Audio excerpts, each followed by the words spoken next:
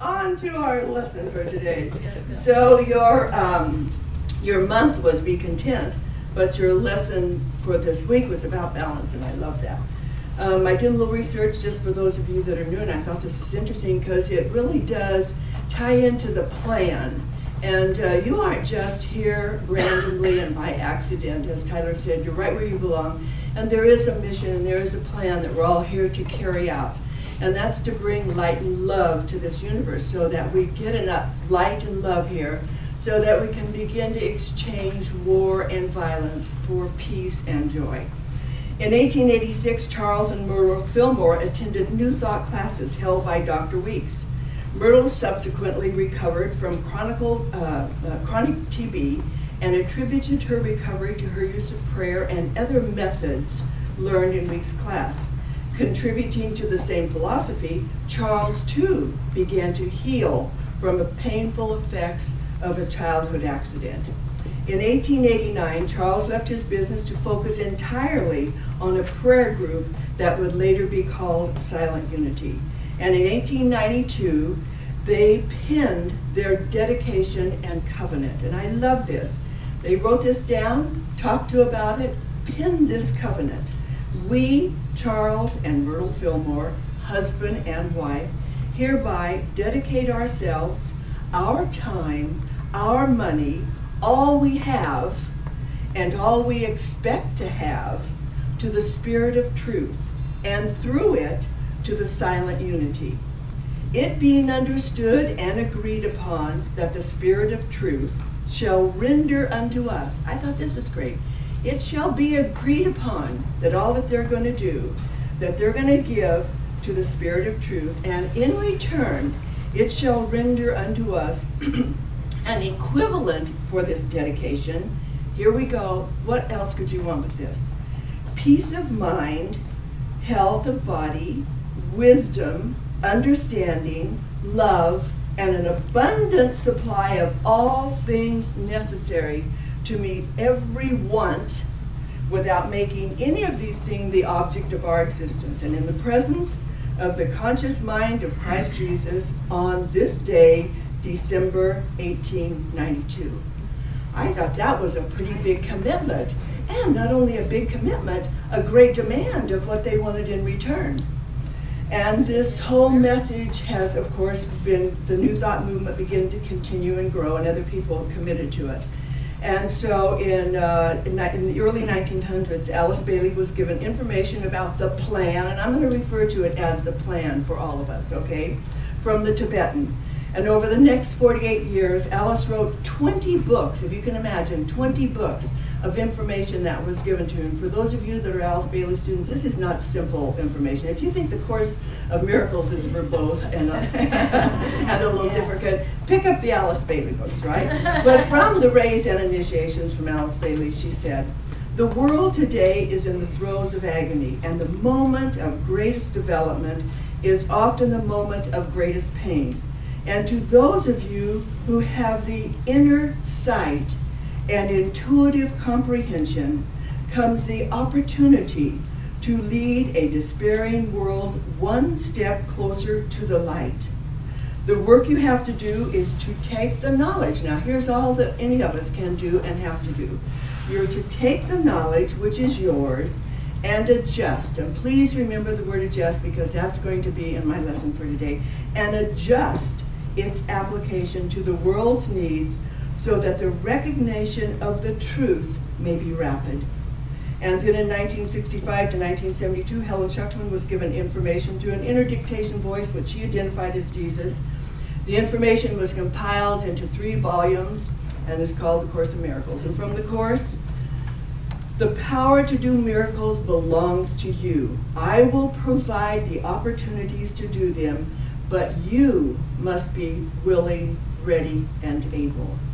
So there's a wonderful model that has been set out for us over hundreds of years of what they're asking of us to do as light bearers and as bringers of this new message. And the new message is the consciousness to bring light and love not just to our families and not just to our communities, but to a world, as Alice Bailey said, that's in the throes of agony right now. And as we look around, we can see that is evident almost more than ever. So the theme, as we said, for August, be content, but the lesson for the 24th is balance. So how do we live a balanced life? And that's what my topic is today. And if you've ever watched it, I like this image in my mind. If you've ever watched Tightroper, you'll notice that to walk that rope requires balance, right? You're constantly adjusting. There's that word again, adjusting the weight of your body to stay on that rope. I recently started taking, somebody said, you should do something more fun than just read the course. Okay, I'll take some salsa lessons. So I started salsa lessons, and I'll tell you what I realized, my balance wasn't that great. I love to wear heels, and even though sometimes on my heels it wasn't. So in my salsa lessons, what I noticed I was gaining was balance. It was wonderful. Now, I didn't think I was going there for balance, right? I didn't know what I was there for. You guys don't know what you're here for today, but something will be ignited in you that you may not even known was there, what you're here for. So this balance begins to happen, and during these lessons, AJ said to me, first of all, I say he's going to be here today. Where are you, AJ? He's not here. But I said, I'm not here to learn salsa, AJ. I realized I'm here for balance. So as we moved along and became familiar with each other, he asked me one day about the Course of Miracles, and I started telling him. And he said, oh, I thought I was here to teach you salsa. I'm here for Course of Miracles. So you never know what it is. We're right where we are, where we're supposed to be, to gather the information that we need to move ourselves forward and other people forward too. So we're constantly adjusting the affairs of our lives, and that's what's required to live this balanced life. And what are we adjusting between? Oh, gee, I better take some more of those balances. No, we're constantly adjusting between the flesh and the spirit. Those are the two things. Now, in order to live in this world, in this plane of existence, we need a body to express the spirit. So we're going to have to depend on this body to be able to demonstrate what the Spirit is trying to tell us. Now, both the Spirit and the flesh have a voice. We're not our flesh. We are not our flesh. You know, did you ever get a sliver in your hand, a splinter in your hand, right? A little wooden splinter, whatever. Now, you're not a tree, are you? No. You have a little piece of wood in your hand, but that doesn't make you a tree, right? And it's painful. And it causes you some problems until it's removed. So you are not this flesh. It's painful many times, but until we begin to replace the pain of it with the voice of the Holy Spirit and the voice that comes to us from the Spirit, then we begin to less and less listen to what the world is trying to tell us. And this is one of my mottos that I live by and I share with my students in my class, and that is when something isn't going right for you, and everybody's trying to tell you how to do it, right? This person's telling you, oh, this, or you can't do this, or you can't do that, or you're sick because this, or you're gonna, die at a certain age because your parents did whatever. I say, I will not be moved by world opinion. And that's what the flesh is. The flesh is just an accumulation of world opinions and people's perceptions of who and what they think you are. So as we begin to listen to the Spirit, we begin to get a better concept of who we are. And it's difficult to not listen to the ego or to the flesh or to the opinions of the world. We give it power, and for some reason we give it authority in our lives. We were a few years ago down in, we went down to see the Huichol Indians, way down in the heart of Mexico. And we had, there were no commercial planes that went in there. And my husband, being kind of the adventurous person, spirit that he is, we hired a little plane to take us in and drop us off. And there wasn't even a landing field. I mean, they dropped us off in a field, just a field. We bumped down and they let us out. And I looked at Kevin and I said, is this all there is? This is it? And the plane took off and left us there, and he wasn't coming back for 7 days. So we stood there with our little, backpack that we had. He let me take one pair of jeans. That was all in that backpack. And we stood there for a while, and up came this Huichol Indian guy, and my husband speaks Spanish, And so he said to him, you're not allowed to move from that spot. And he got a stick and he drew a square around us. And I looked at Kip, of course, here again. I did the very human thing. I said, now look at the mess you've got us into, right? I'm going to stand in this spot for 7 days, right? And this guy, every time he took a step out of it, he'd get back in the spot, get back in that spot. And I was getting a little concerned, I really was, because I'm not up for standing in the spot for 7 days.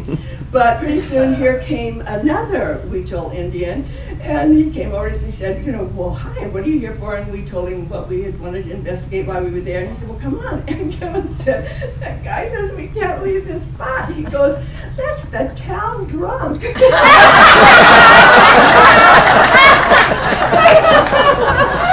pay any attention to him. So I love that so much because that's what our ego is. It's the town drunk. It wants to take control of the situations and tell us where we can move, where we can go, and draw a little box around us. So we know now, really, you know when the ego is speaking to you, because it's you can't, you should have, you know, or you shouldn't have, all of the negative things. Now, what does the voice of the Spirit tell us?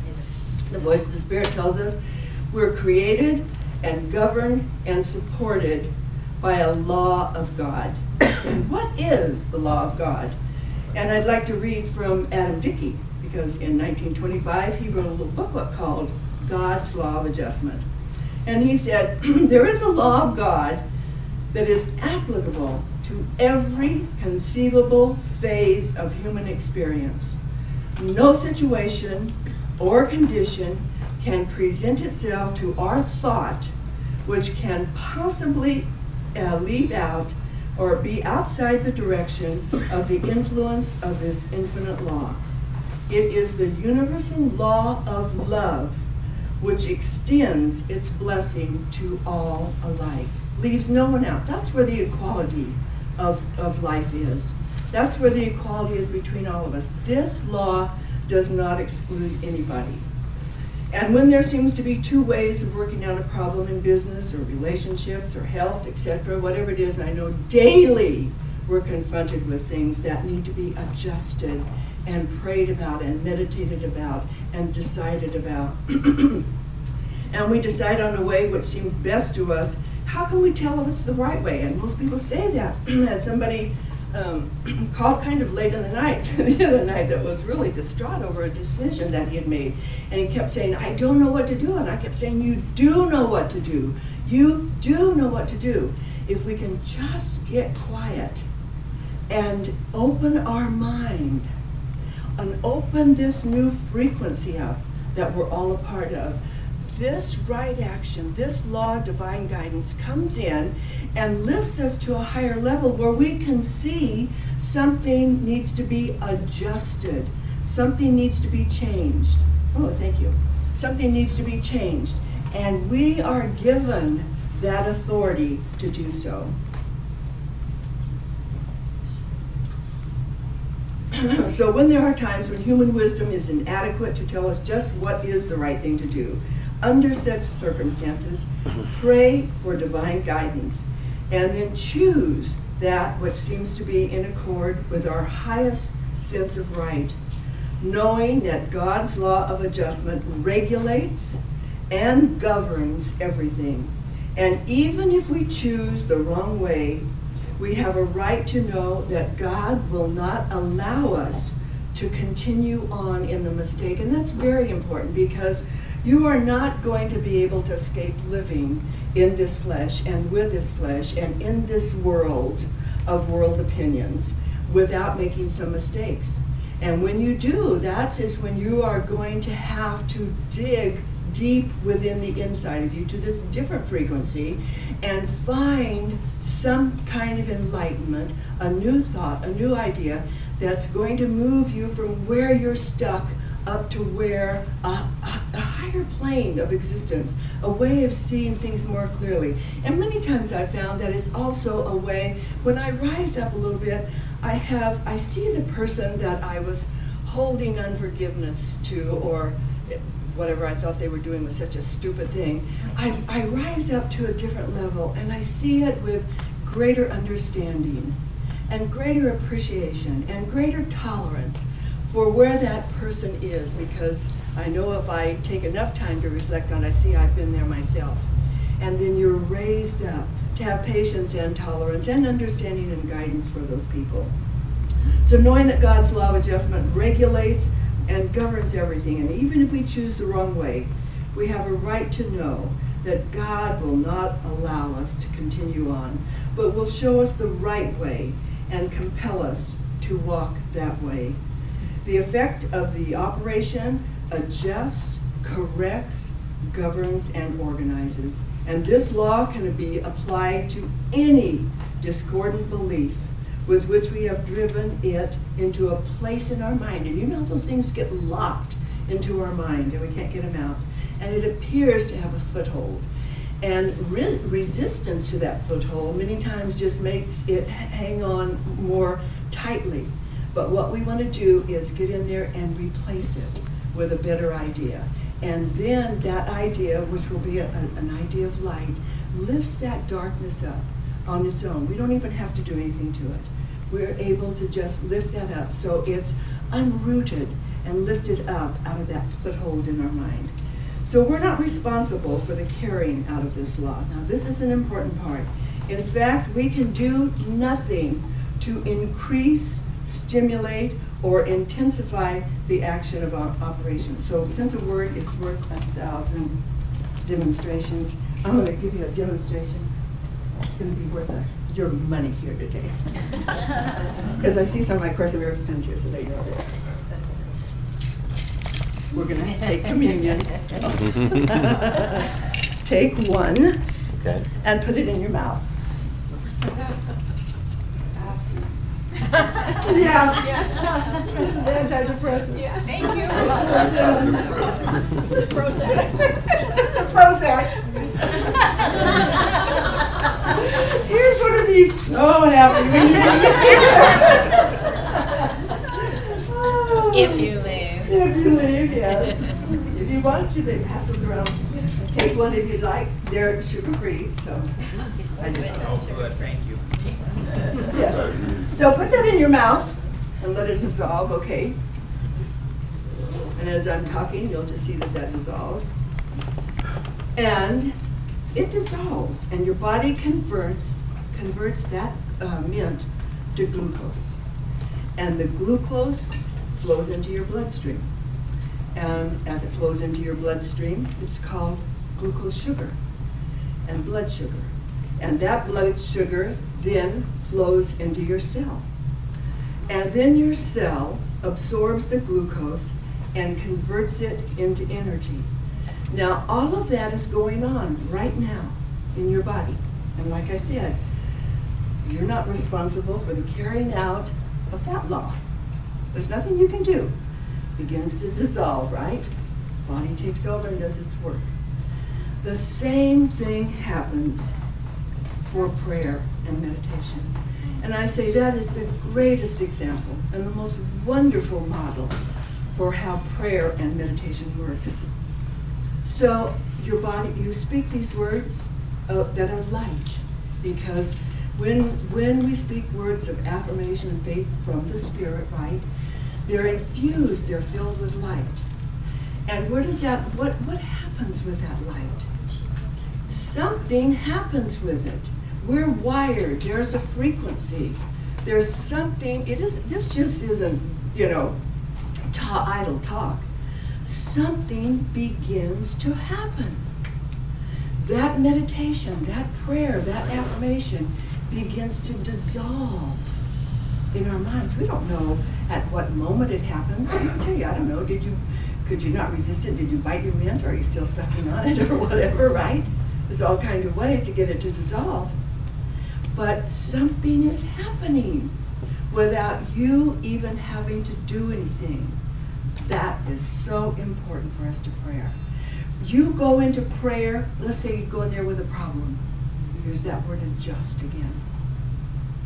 This new way, this new light, this new available tool that has been given to us for part of the plan takes that problem that you have, rearranges the whole thing, puts it into proper perspective and says, whoa, here's an opportunity. What can we do with this? And then it gives it back to you in a language that you can understand. And it will always be given back to you in a language you can understand.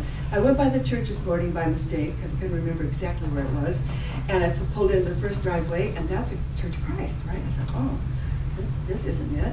I go to the next one. You all know yes. There are 4 driveways to turn into. Right. There's Baptist, and I thought, well, they have good music. Maybe I'll just go here.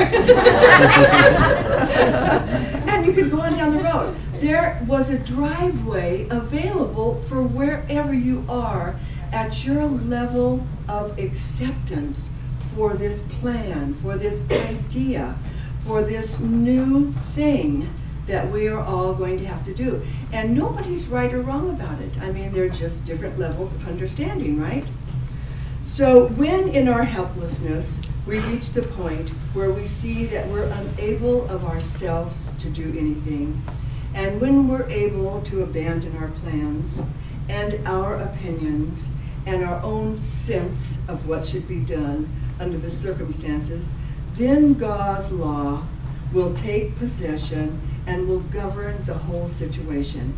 And this is what we have to spend our time in meditation sometimes, because we take the problem, but we say, oh, but let's see, if only I'd done this, if only I had done that, if only I'd done this.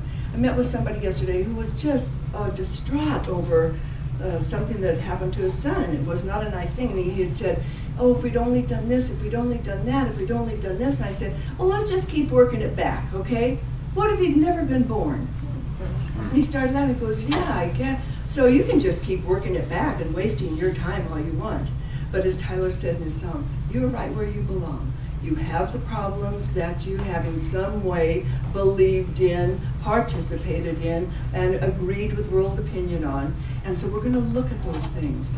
And look at those things fearlessly. And you can look at them fearlessly whenever you come to that great realization that there is God's law of operation that is in operation at all times. But what we have to do is call upon it, because it will not force itself upon us. And then call upon God to aid us, and then this law can effectively be put into action.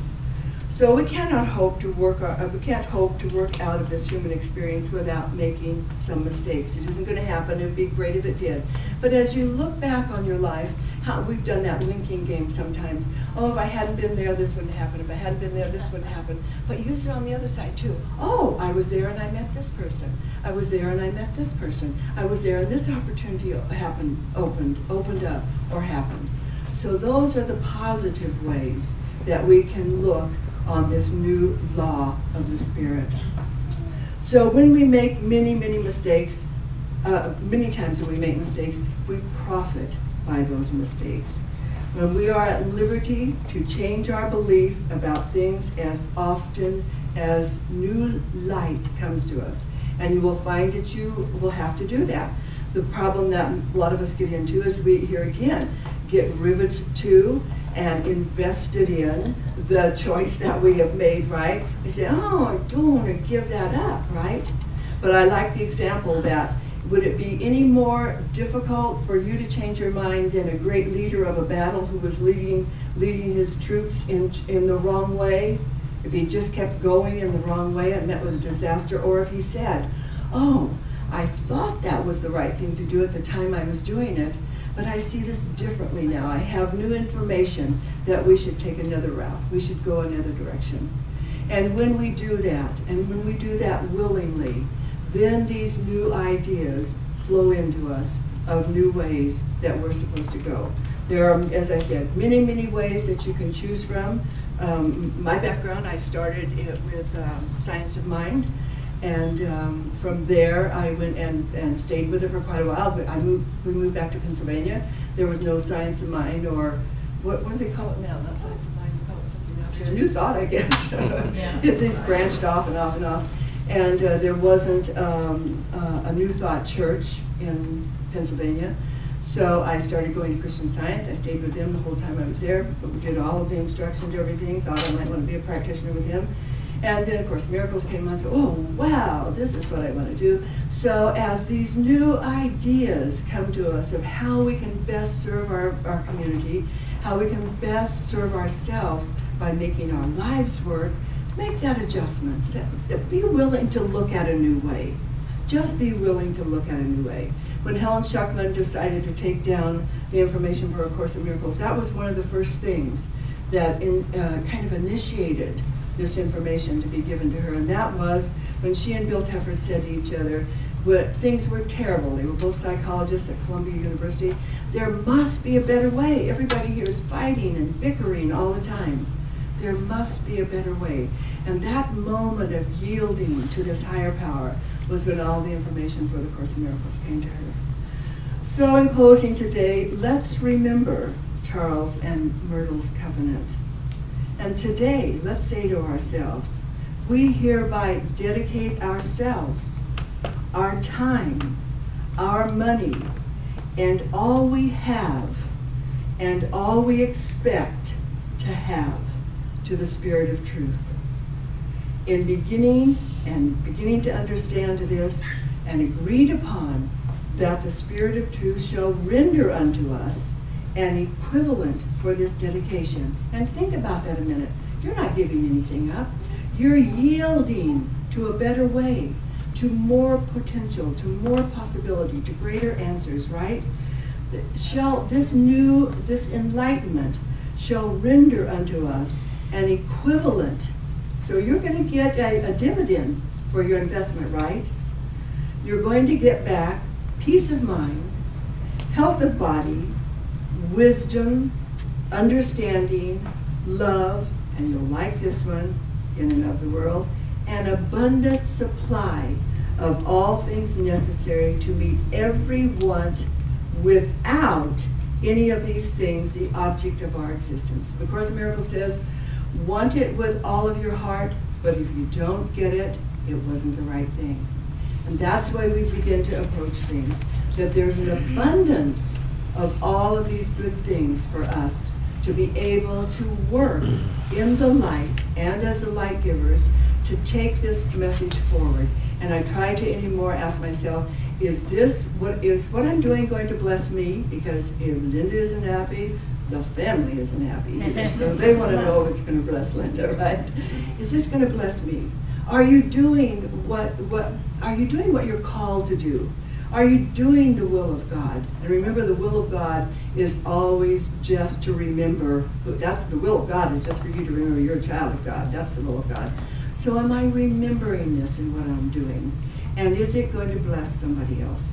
Is it going to bless my neighbor? Is it going to bless my spouse? Is it going to bless my family? And when you do that, you can see that the Fillmores totally relied on that for an abundant supply of all things that they need in their existence to move forward with their message. And so on this day, which is August the 24th, let's declare that for ourselves, for every person that's here. We declare that in this truth and in this wisdom, we are going to dedicate our lives, our mind, and open our minds to this idea that in return for this dedication, we are going to have health of body, we're going to have wisdom, we're going to have understanding, we're going to have love, and an abundant supply of everything necessary for us to do our part in the plan. Amen. Amen.